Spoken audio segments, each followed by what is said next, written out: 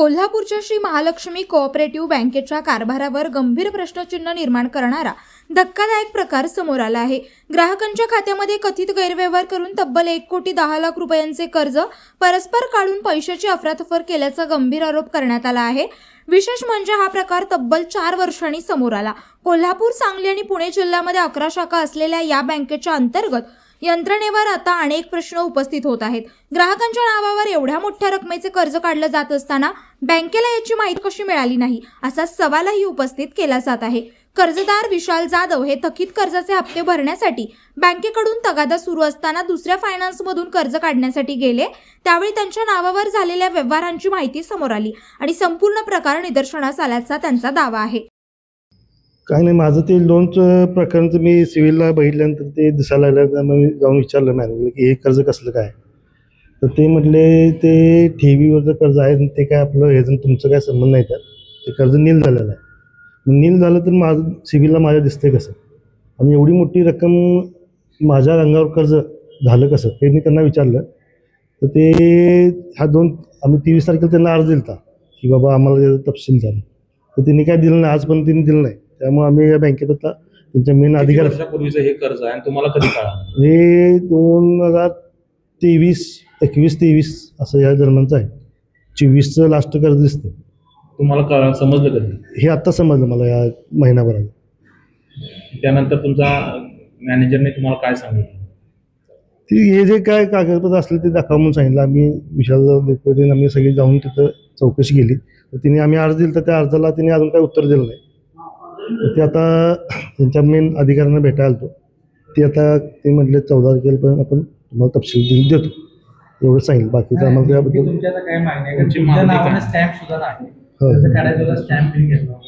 नाही, काही नाही, तिचीच मागणी। बँकेला काय कागद दिली नाही, माझी गाडीचं जे कर्ज आहे तिचेच कागदपत्र, त्या कागदपत्राचा गैरवापर झाला असला तर तेच आम्हाला बघायचं। यानंतर या प्रकरणाने आणखी गंभीर वळण घेतलं। शिवसेना उद्धव बाळासाहेब ठाकरे गटाचे विशाल देवकुळे यांनी आज बँकेच्या अध्यक्षांची भेट घेत संबंधित प्रकरणाबाबत जाब विचारला आणि स्पष्टीकरणाची मागणी केली। माझे मित्र विशाल जाधव, त्यांचं गोकुळ शिरगाव शाखेमध्ये महालक्ष्मी बँकेच्या खातं आहे, तिथं त्यांनी 4 लाखाचं वाहन कर्ज घेतलं होतं आणि ते वाहन कर्ज घेतल्यानंतर 2-3 वर्ष ते फेडत होते। त्यातले 2 लाख रुपये त्यांनी फेडले। त्यातले 2 लाख रुपये राहिल्यावर बँकेचा तगादा चालू झाला की बाबा हे पैसे राहिलेले फेडायला पाहिजेत। मग हा जरासं हताश झाला आणि त्याला असं वाटलं की बाबा हे बँकेला आपण क्लिअर केलं पाहिजे, त्याकरता त्यानं फायनान्स कंपनीचं कर्ज काढू आणि ते आपण फेडून टाकू, महालक्ष्मी बँकेचं आपण फेडून टाकू, अशा पद्धतीचं त्याने एका फायनान्स कंपनीत गेला असता त्याला ते सिबिल काढलं। सिबिल काढल्यावर त्याच्या नावानं 1,10,00,000 कर्ज त्याला दिसलं। मग ते 1,10,00,000 कर्ज माझ्या नावानं आलंच कसं, म्हणून ते विचारण्याकरता बँकेत गेल्यावर तिथल्या बँकेतल्या आत्ताच्या मॅनेजरनी सांगितलं की बाबा तो जुना मॅनेजर होता, त्यांनी ते कर्ज काढलं होतं आणि आम्ही त्याला निलंबित केलेलं आहे।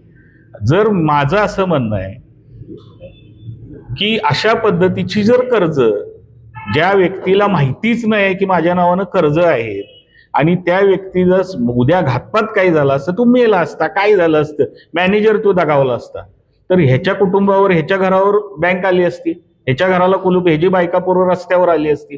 तर माझं असं म्हणणं आहे, महालक्ष्मी बँकेनं जे कोण डायरेक्टर होते, कर्ज काही एकटा माणूस देत नाही। मी आता भेटलो असता तर त्यांनी मला, यांचे CEO जे होते त्यांनी मला सांगितलं की ते कर्ज ठेवीचं कर्ज आहे।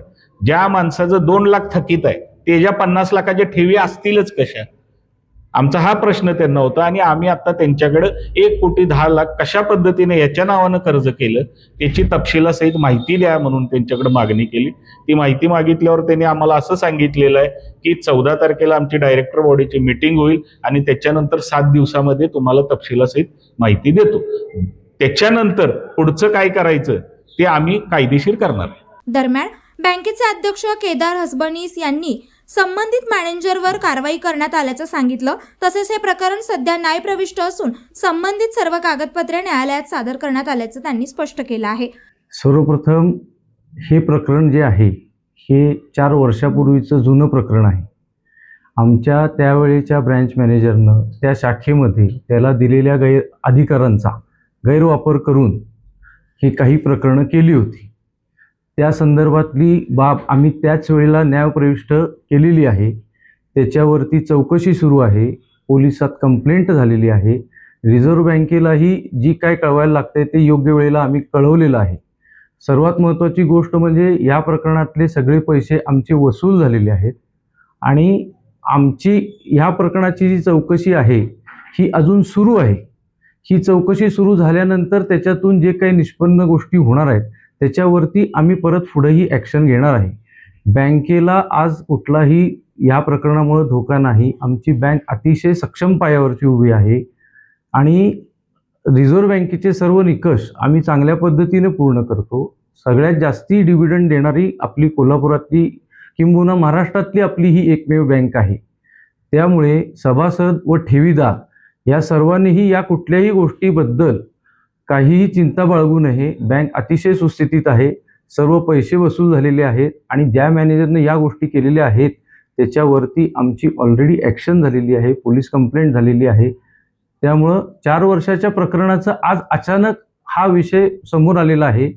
त्यामुळं तुम्ही पण ह्या पद्धतीनं त्याचं माहिती सगळी जी काय आहे ती आम्ही पण मीडियाला परत देऊ.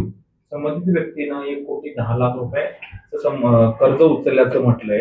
नेमकं कुठल्या कागदपत्रांच्या आधारे हे केलं गेलं होतं या संदर्भात काय माहिती बँकेकडे आहे? ह्या संदर्भातली कागदपत्र बऱ्याच न्यायालयीन बाबतीत सादर केलेली आहेत. त्यामुळे तिथून ती कागदपत्र घेऊन त्या संदर्भात त्यानंतर योग्य तो विषय सांगण्यात येईल. संबंधित मॅनेजरने याची कल्पना बॉडीला दिली होती का वरिष्ठ? मॅनेजरनी कल्पना कधीही दिलेली नव्हती. आम्हाला ज्यावेळेला ही गोष्ट निदर्शनास आली त्यावेळेला आम्ही लगेच त्याच्यावरती ॲक्शन करून पैशाची रिकव्हरी ही सुद्धा केलेली आहे.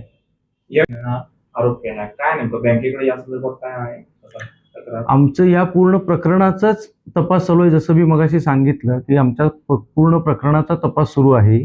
त्यामुळे एकदा हा तपास पूर्ण झाला की मग आम्ही योग्य ती माहिती आणि खुलासे सगळ्यांच्या समोर देऊ शकतो. प्रकरण कसं झालं, कशा पद्धतीनं काय झालं. महत्त्वाची गोष्ट यातली जी आहे की आमचे पैसे जे आहेत हे पूर्णपणे रिकव्हर झालेले आहेत. मात्र या सगळ्या प्रकारानंतर आता सर्वात मोठा सवाल उभा राहतोय. ज्याला 200-400 रुपयांसाठी संघर्ष करावा लागतो अशा ग्राहकांच्या नावावर थेट कोट्यवधी रुपयांचं कर्ज काढलं जात असेल तर याला जबाबदार कोण? बँकेची यंत्रणा, संबंधित अधिकारी, खातेदार की संचालक मंडळ? या प्रकरणामुळे आता केवळ एका ग्राहकाच्या खात्याचा प्रश्न नसून बँकेच्या कारभारातील पारदर्शकता आणि ग्राहकांच्या खात्याच्या सुरक्षिततेवरही गंभीर प्रश्नचिन्ह निर्माण झाले आहे.